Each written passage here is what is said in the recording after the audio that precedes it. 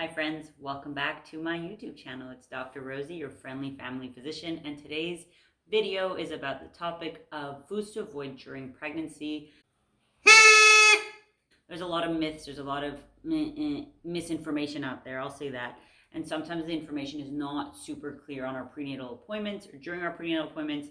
So to rely on Google is iffy. To rely on friends could be reliable, but to rely on factual evidence is what I'm here to provide today. And I hope this will help you get through your pregnancy with a lot more ease and comfort based on your decisions you're making around the food you're eating. So before I get into it, if you enjoy this channel, please don't forget to subscribe and share this video with someone that you love and think could probably learn and or benefit from this video. Foodborne illness. What is it?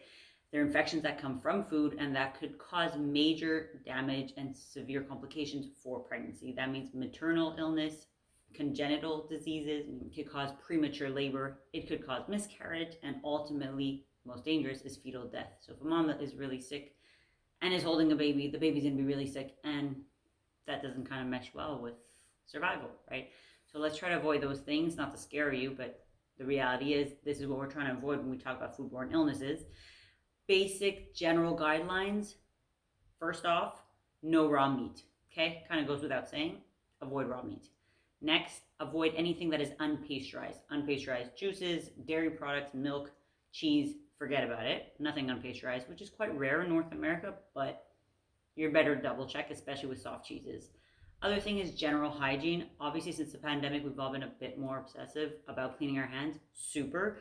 But general hygiene specifically for a pregnant person is, of course, wash your hands before and after eating. If you're sharing food with people while you're eating, if it's possible. And the other thing is to really clean your fruits and vegetables well before serving them and eating them, especially if they're not cooked. These are the general guidelines. Now I'll get a bit more specific. Fish, yes or no? Such a controversial topic. There's reasons to have fish and to not have fish, and there's the ones we should have and we should not have. Uncooked fish is a no. So when we talk about sushi and we say don't eat sushi, it's because there's risk of listeria and other basically bacteria that come from uncooked fish, which pregnant women are more likely to get infected by. Now, if you tell me I'm going to this high-end restaurant that serves sushi and I know the chef and it's sushi grade, what does sushi grade fish means? It means that the fish has been stored in a specific freezing temperature where theoretically all that bacteria has actually been killed and is safe to eat because there is, in theory, no bacteria sitting and growing on that fish. In that case, it's kind of ultimately up to you, weighing out your risk and benefit and how comfortable you are with consuming that fish, uncooked sushi, or how much it's maybe been contaminated with other sushi, to decide whether to have it or not, right? So sushi grade ultimately is safe fish, but if you don't have all these facts before eating it, I would just avoid it altogether. Now, the other thing about fish is, other than being raw, the amount of mercury level. So mercury itself in specific amounts, and again, we don't really know exactly what we consume, what the milligrams are, have been proven to be very dangerous for fetal central nervous system development, meaning it could cause motor, physical impairments, intellectual, psychosocial impairments down the line. So we don't want to mess up fetal development. We want that to be smooth sailing, meaning avoid as much mercury as possible. I will provide some links below because I cannot go through the exhaustive list of what are high mercury fishes, but some of the more common ones would be marlin, mackerel, shark, and tuna. Again, tuna, specific doses. If you don't know the dose of mercury you're having, just avoid it altogether. Now, fish otherwise is super important in pregnancy and could be an awesome source of multivitamins, such as omega fatty acids. So if we're talking about salmon, oysters, cooked, of course, herring, all good, cooked 2 to 3 times a week and actually recommended for its benefits of omega fatty acids. So risk benefit, know what you're eating, know that it's cooked or not. Other question that I was honestly did not know about my first pregnancy, but was asked about this time around was about specific roots. Someone asked me about radishes, and I was like, I don't know, I eat radish.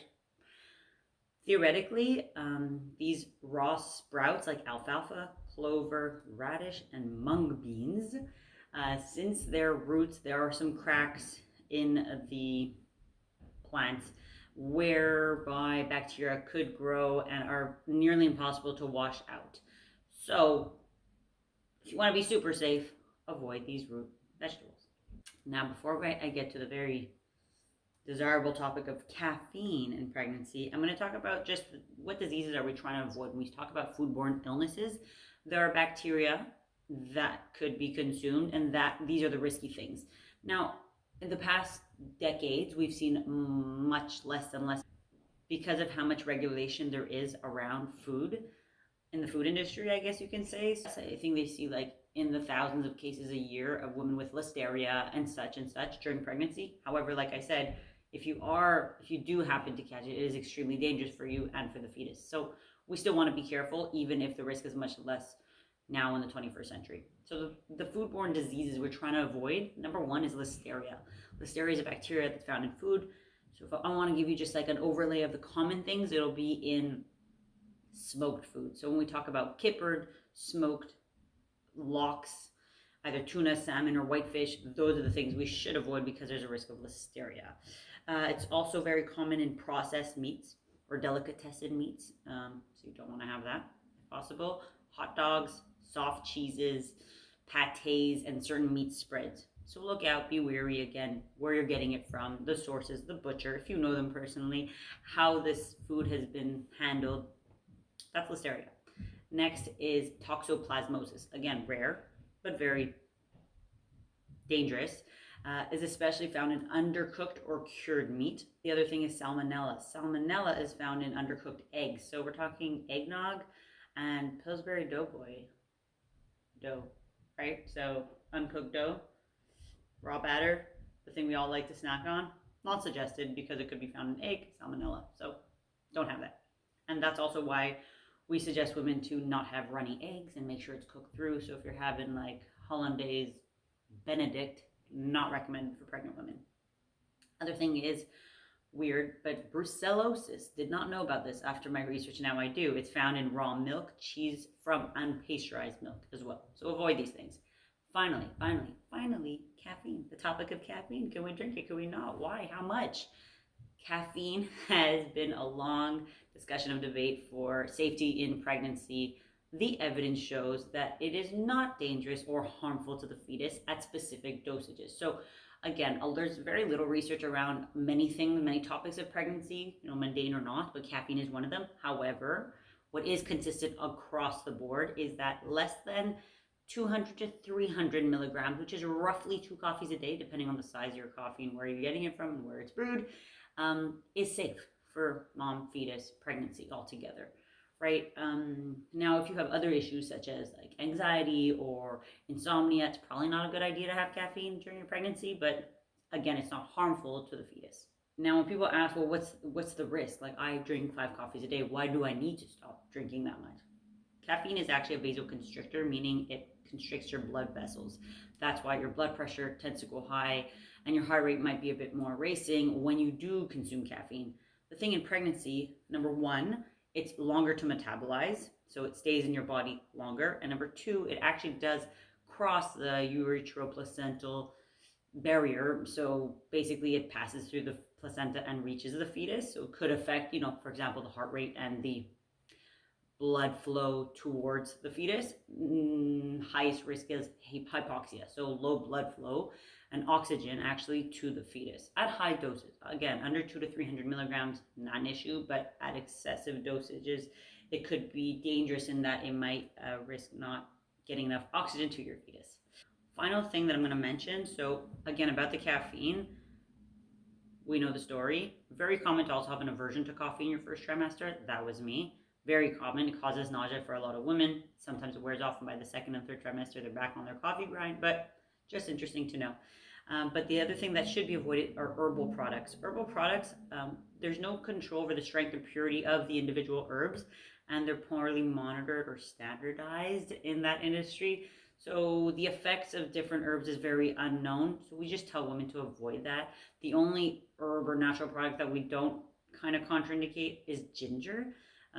Or at least root ginger. I don't know about bought or powdered or different forms of it, but again, herbal stuff, just get away from it. Also, if you're taking medication, there's a lot of interaction with herbal, natural over-the-counter stuff, so you want to avoid having these interactions with the regular medication that you might also already be taking.